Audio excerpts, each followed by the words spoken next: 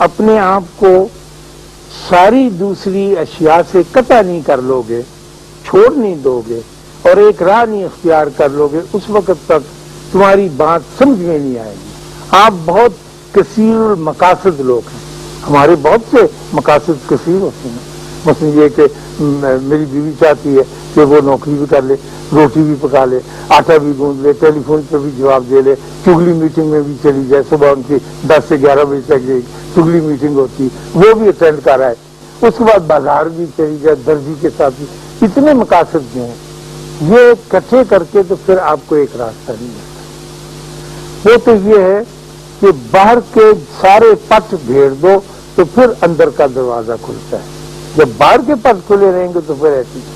اور ہم ان سے یہ ضد کرتے تھے کہ یہ ایسے کیسے ہو سکتا ہے، ہم تو ایک خاص وجہ کی زندگی بسر کر رہے ہیں، ایک انداز کے ہم زندگی میں گزر رہے ہیں، تو ہم اس کے باہر کے پٹ کیسے بند کر سکتے۔ اور وہ بار بار سمجھاتے تھے اس بات کو کہ آپ کو یک درگیر و محکم گیر ایک راستہ ضرور اختیار کرنا ہے، چاہے دنیا کا کوئی بڑا کام کرنا ہے، چاہے دین کا، چاہے روحانیت کا، چاہے مادیت کا۔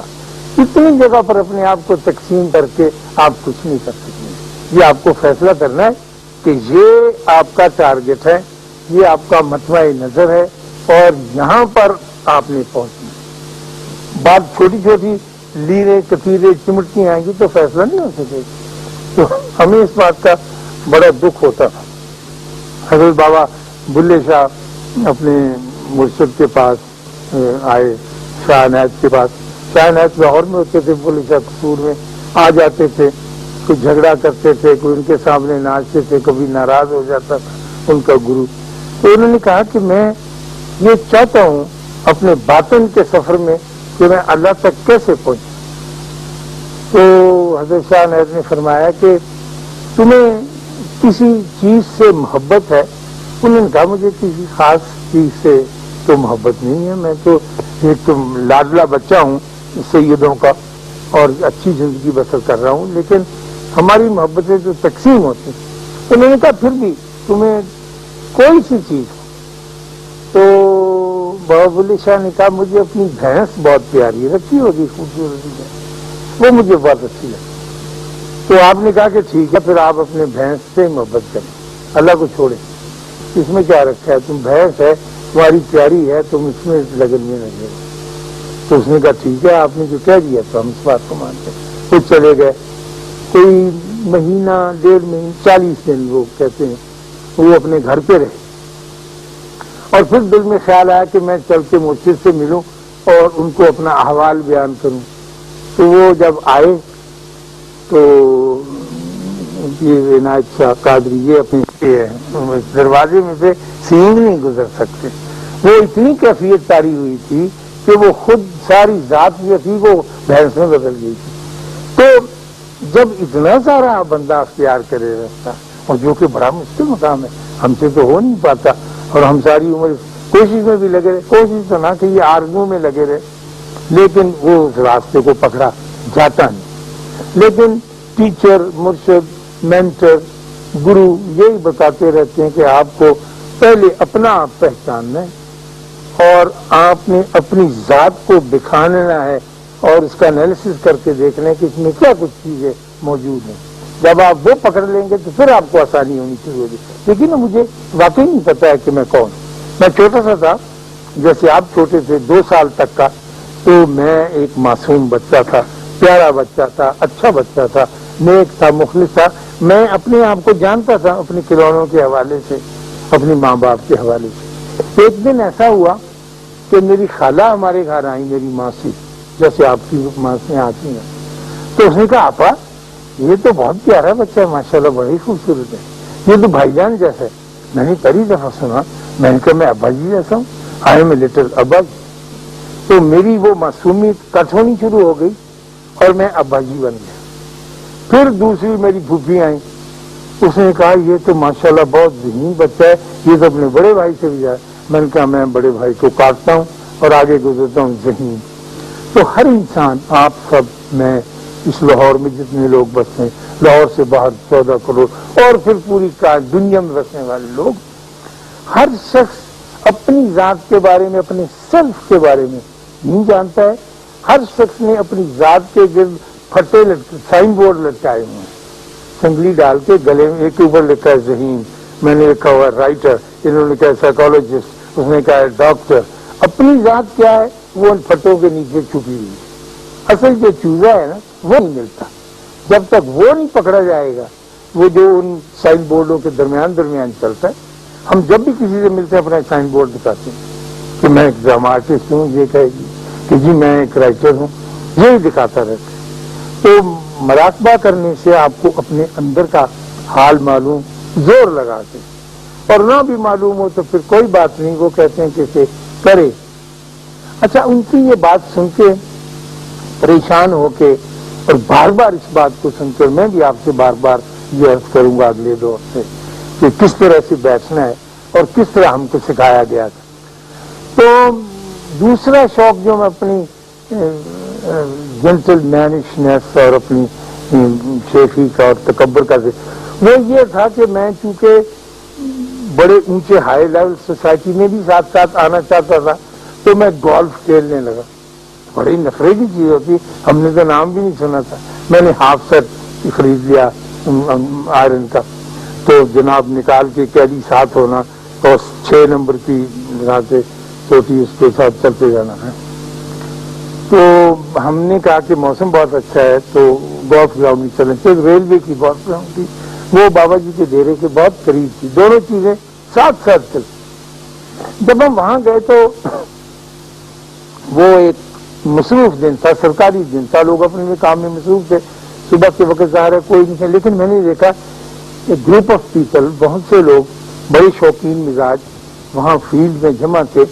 اور ایک شخص جو تھا وہ اگینسٹ دا ہول، اس کا کھلاڑی مد مقابل نہیں تھا، وہ اگینسٹ دا ہول کے کتنے اس نے ڈالنی ہے، پٹ کرنی ہے اپنی گیند سوراخ میں، وہ کھیل رہا تھا.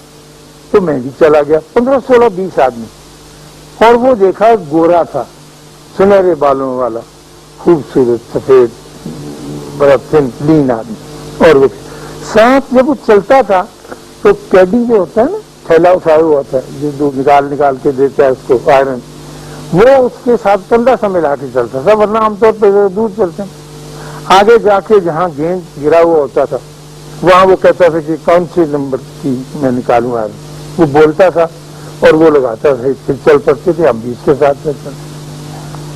جب خواتین حضرات آخری مقام پر پہنچے ہیں اور پٹ میں اور اس گیند میں کافی 12 فٹ کا فاصلہ ہوگا، اور کیڈی نے اسے پتھر نکال کے دیا جس سے گیند، تو اس نے تھوڑی دیر تول کے اپنا وزن اور اس خوبصورتی کے ساتھ ہٹ کیا کہ وہ جا کے بال ٹھک اس میں گرا. ہم سب نے تالی دی اور اس نے ہاتھ اٹھا کر اور اپنا پتھر اوپر اللہ کا شکریہ ادا کیا اس گورے نے. جب اس نے چہرہ اوپر اٹھایا تو ہم حیران رہ گئے دیکھ کے کہ وہ اندھا تھا، دیکھ ہی نہیں سکتا تھا. اس کی دونوں آنکھیں جو تھیں وہ پتلیوں سے محروم تھی اور بالکل سفید تھی. تو ہم تو اس کے جمع ہو گئے کہ گولف کھیل رہا ہے اور کہاں سے چلا ہے اور کہاں تک پہنچا ہے اور کہاں پہنچ کے اس نے یہ کر. تو ہمارے ریلوے کے آفیسر تھے، اس نے کہا کہ excuse me sir but you are blind. تو کہنے لگا you have to be blind to see. جب تک آدمی اندھا نہیں ہوتا اس وقت تک دیکھ نہیں سکتا. اب یہ جو بات میں وہاں سن کے آیا تھا نا، اس کی مجھے ایک مثال ملی کہ ہر اور کام سے اندھا ہوں لیکن اس معاملے میں میری نظر جو ہے وہ اسٹریٹ. میں نے ساری دنیا کو چھوڑ دیا ہوا ہے اور میں نے گولف کی اس گیند کے اوپر اپنی توجہ پوری کر دی. تو پھر ہم اس سے پوچھنے لگے کہ سر یہ کیسے ہوا؟ اس نے کہا میں برما کے فرنٹ کے اوپر تھا کیپٹن، تو ایک بم پھٹا ہے جس نے ہمیں جسمانی نقصان تو نہیں پہنچا لیکن اس کی لائٹ اتنی تیز تھی، میں جھکا ہوا تھا ٹینک کے اوپر کہ وہ نارنجی اور سفید شعاعیں چاہیے تو اس نے میری آنکھوں کا برا. میں اسی وقت ہی اندھا کچھ نہیں دیکھ رہا، جب سے اب تک میں ایسے ہی رہا. پھر میں نے یہ تہیہ کر لیا کہ میں زندگی بسر کروں گا اور سجکھے آدمیوں کی طرح سے، بینا آدمیوں کی طرح زندگی بسر کروں گا۔ پھر میں نے گراس کیو کے ایک بازار میں وہ کر لی، ایک دکان پہ نوکری جو کھیلوں کا سامان بیچتے۔ 2-3 دفعہ تو میری بیوی میرے ساتھ گئی بس کے اوپر، پھر میں نے کہا چھوڑ دو، میں اکیلا ہی جاؤں گا۔ تو میں بس پہ جاتا تھا، ایک خاص مقام پر جہاں بس کھڑی ہوتی تھی، میں جو پلیس ٹو گیٹ ڈاؤن، میں اترتا تھا، اتر کے ایک کھمبے کو ہاتھ لگا کر، ایک خاص موٹائی کا کھمبا تھا، پھر میں دوسری سڑک پہ آتا تھا اس کے ساتھ جھول کے، اور جھول کے میں 10 قدم چلتا تھا تو مجھے خوشبو آتی تھی بیکری میں تازہ ڈب روٹی بننے کی۔ میں کہتا تھا I am on the right track, یہاں ایک بیکری ہے، اور میں بیکری کی خوشبو میں دور تک چلتا جاتا تھا۔ دیکھیے یک گیر ایک طرف توجہ ہونے کا کیا فائدہ ہے، اور ہم جو کثیر المقاصد لوگ ہیں، ہمیں یہ بھی کرنا ہے، وہ بھی کرنا ہے، یہ بھی کرنا ہے، شام کو گھر بھی بنی، روٹی بھی کھوانی، بے ایمانی بھی کرنی، چوری بھی کرنی ہے، 2 کلاس مال بھی بیچنا ہے۔ جب میں کل کے وہاں پہنچتا تھا 12-14 قدم پہ، تو میری بیکری کی خوشبو جو ہے وہ ماند پڑ جاتی تھی، اور آگے پیٹرول کی اور ڈیزل کی خوشبو، میں سمجھتا تھا کہ ہاں میں فلنگ اسٹیشن کے پاس پہنچ گیا ہوں۔ فلنگ اسٹیشن سے مجھے لیفٹ ہینڈ کو گھومنا ہوتا تھا، میں فلنگ اسٹیشن سے پیٹرول پمپ سے گھوم کر اپنی لیفٹ ہینڈ سائڈ پہ چلا جاتا تھا، اور آگے جب سڑک کے اندر 3 وہ ہمپس آتے ہیں نا جو اسپیڈ بریکر، تو تیسرے پہ جا کے جب میرا پاؤں پڑتا تھا مجھے پتہ چلتا تھا کہ اب میری دکان جہاں میں ملازم ہوا ہوں 15 فیٹ کے فاصلے پر رہ گئی، تو میں وہاں چلا جاتا۔ پھر میں سامان بھی بیچنے لگا، اور میں نے کہا کہ میں اپنا یہ گیم بھی شروع کرتا ہوں اور میں کھیل کے دکھاتا ہوں۔ تو جب آپ مراقبہ کرتے ہیں، اور آپ کریں گے انشاءاللہ، اور آپ کو وقت ملے گا، اور اس کے بغیر آپ کی یہ حاصل کی ہوئی تعلیم پوری نہیں ہوگی، تو اس کا سب سے بڑا اور سب سے اہم تقاضا یہ ہوگا کہ آپ نے اور ساری باتوں کو چھوڑ کر توجہ ایک جگہ پر مرکوز کرنی ہے۔ وہ جائے گی، بار بار خیال آپ کا، جیسے نماز پڑھتے ہوئے دیکھا ہے نا آپ نے، اکثر شکایت آپ کرتے ہیں کہ یہ نماز پڑھ کہیں بھاگ جاتا ہے، تو بھاگے گا اس کے بعد، لیکن اس کو پھر پکڑ کے لانا نہیں ہے، اس کو ڈھیلا چھوڑنا ہے۔ نماز میں تو ہم کو مشکل پڑ جاتی ہے، پھر اکثر میرے ساتھ یہ ہوتا ہے کہ میں دوسری رکعت میں کھڑا ہوتا ہے، یاد پڑھنے لگ جاتا ہوں، حالانکہ وہ تو میں کہتا ہوں وہ بیٹھ کے پڑھا جاتا ہے، پھر سلام پھیر کے، کیونکہ اور طرح کے خیالات چلنے ساتھ ساتھ چلتے۔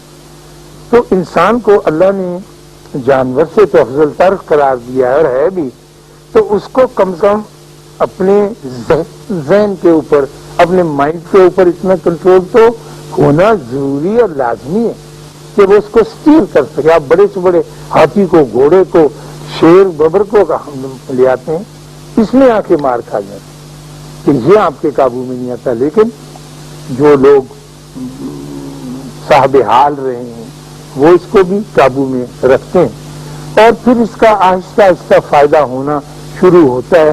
یہاں جب آپ درجہ کمال کو پہنچتے ہیں تو ضروری نہیں کہ اس کا فائدہ ہو اور آپ کو واضح طور پر پتہ چلے، جیسے آپ چہرے پہ کریم لگا لیتے ہیں یا پاؤڈر لگا لیتے ہیں تو آپ کو پتہ لگ جاتا ہے کہ تبدیلی آ گئی، اس میں پتہ بھی نہیں لگے گا کہ آپ کو تبدیلی آ گئی، اور تبدیلی آ رہی ہوتی ہے۔ یہ یقین وہ لوگ دلاتے ہیں جو آپ کے ارد گرد ہوتے ہیں کہ آپ کے مزاج میں، آپ کی طبیعت میں، آپ کے وجود میں ایک تبدیلی پیدا ہو۔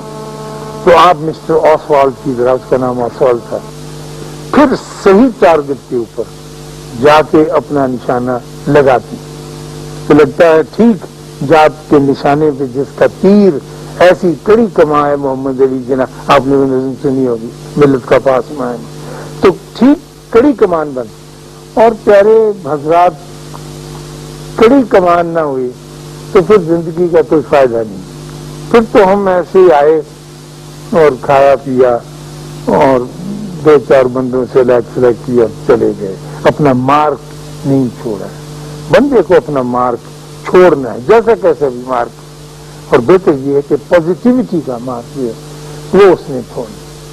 تو یہ ہمارے بابے، یہ ہمارے مینٹر، یہ ہمارے استاد، جب ہم کو یہ مشرق میں زیادہ ہے، مغرب اس کے لیے بہت بے چین ہے اور وہ آرزو رکھتا ہے کہ ہم کو یہ تعلیم دی جائے، ہم اس کے بارے میں جانیں. میں جب پڑھاتا تھا وہاں روم یونیورسٹی میں تو ایک ہی بات کا بار بار ذکر ہوتا تھا کہ ہمیں وزڈم آف دا ایسٹ کے بارے میں کچھ پتا. مجھے خاص طور کو اب خود کو نہیں پتا تھا کہ میں نے یہاں ہم نے کیا کالج سے چلے گئے، نوکری مل گئی، وہاں پڑھائیں گے. اب میں چھپتا پھرتا تھا، میں کہتا تھا وزڈم آف دا ایسٹ کوئی چیز نہیں ہے، آپ کی وزڈم بہت تگڑی ہے. دیکھو اللہ نے آپ کو کتنی بڑی صلاحیت عطا کی ہے، آپ 1 سیکنڈ میں 1 لاکھ بندہ مار سکتے ہیں. فلائٹ کے پاس یہ بہت بڑی خوبی ہے نا کہ وہ کیا نام بش ہے، وہ کہتا ہے کہ یہاں پر کارپیٹ بامبنگ کرو. کارپیٹ بامبنگ وہ ہوتی ہے جیسے قالین بنتے ہیں نا پیڑیاں چھوٹی چھوٹی پھول، تو ایسی بامبنگ انہوں نے افغانستان کی کی. اور وہ کہنے لگے کہ نئے ہتھیار ہم نے دیزی قتل بنایا ہے جو پتھر کی چٹان کو آنے بعد میں ریت میں تبدیل کر دیتا ہے، اور لوگوں کے قریب سے ہم نے آکسیجن کھینچی ایسے بنے. وہ ایک صاحب مجھے ملے کوئٹہ میں انہی دنوں میں جب یہ ہو رہی تھی بیماری، میں کچھ پتہ کرنے گیا تھا. اس نے کہا صاحب کیسے لڑیں؟ میں کوئی آدھے میل کے فاصلے پر بیٹھا ہوا تھا جب یہ بیماری ہوئی، اور اتنے زور سے مجھے آکسیجن کی طلب ہوئی کہ مجھے یوں لگتا تھا میرے پھیپھڑے میرے منہ میں آ گئے، دانتوں میں کھستا تھا بدن، اور آکسیجن تھی نہیں ابھی بالکل. تو یہ انہوں نے صلاحیت پیدا کی. ٹھیک ہے اور بھی کچھ کام کرتے ہیں، لیکن ان کی توجہ زیادہ اسی طرف ہے کہ آدمیوں کو کس طرح سے انہیلیٹ کیا جائے. ایک اوزار بنا تھا یہاں پر، مسٹر کلاشنکوف نے بنایا تھا، رشین نے، بہت مشہور آدمی، ابھی فوت ہوا ہے. اس نے جو مشین بنائی ہے اس سے صرف آدمی مار سکتے ہیں، یعنی بنایا ہی اس مقصد کے لیے گیا تھا کہ گروہ بیٹھا ہو تو اس کو ہم کلاشنکوف سے ہاتھی کا شکار نہیں کر سکتے، شیر کا نہیں کر سکتے، ہرن کا نہیں کر سکتے، وہ صرف آدمی کو ہی مار سکتی ہے. اس کی یہ خوبی اب بھی یہاں آپ نے دیکھی ہوگی لٹکائے پھرتے ہیں، وہ بھی آپ کو خوفزدہ کرنے کے لیے کہ مجھ میں یہ صلاحیت ہے کہ میں جب چاہوں آپ کو مار سکتا ہوں، تو آپ اس سے ڈرتے ہیں. تو روحانیت کے اس دنیا میں اس بات کا بار بار تقاضا ہوتا ہے کہ جب تک آپ اپنے آپ کو نہیں جان، جب تک مسٹر بش اپنے آپ کو نہیں جانے گا کہ وہ کون ہے، اس کو پتہ ہی نہیں چل رہا بیچارے.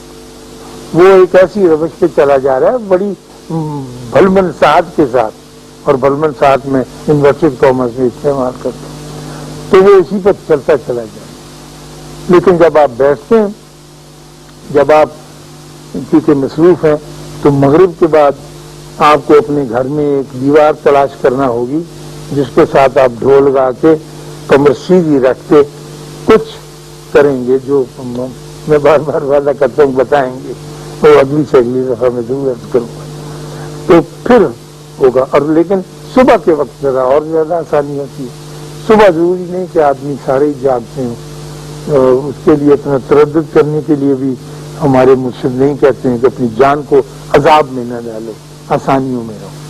تو یہ چیز جو ہے یہ آپ کے اندر کو اجالنے کے لیے، خوبصورت بنانے کے لیے، جیسے ہم میک اپ نہیں کرتے، میں ذکر کر رہا تھا کہ ہم نے یہ لگانا ہے، فراں کریم لگانی، ریولون ہے، آئی لیش ہے، آئی شیڈو ہے، کیا کیا کچھ بکھیڑے کرتے، بالکل ٹھیک ہے کریں، لیکن اندر کے میک اپ کی بھی بڑی ضرورت ہے.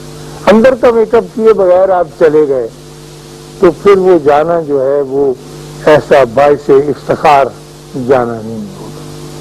تو یہ آپ آسوالڈ جو کہ کمپلیٹ اندھا ہونے کے باوجود ایسی اچھی گولف کھیلتا تھا کہ ہم آپ جو بڑے ماہر ہیں اس کا مقابلہ نہیں کر سکتے. اور وہ بابا جو ایک بالکل پھوس کی جھونپڑی میں بیٹھا ہوا تھا، وہ نہ کچھ ہوتے ہوئے اتنا طاقتور ہے کہ وقت کے بادشاہ جوتی اتار کر اس کی جھونپڑی میں اس کو سلام کرنے کے لیے آتے ہیں. کیوں آتے ہیں؟ ان کے پاس کیا ہوتا ہے؟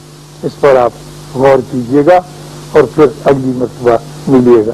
اللہ آپ کو آسانیاں عطا فرمائے اور آسانیاں تقسیم کرنے کا شرف عطا فرمائے.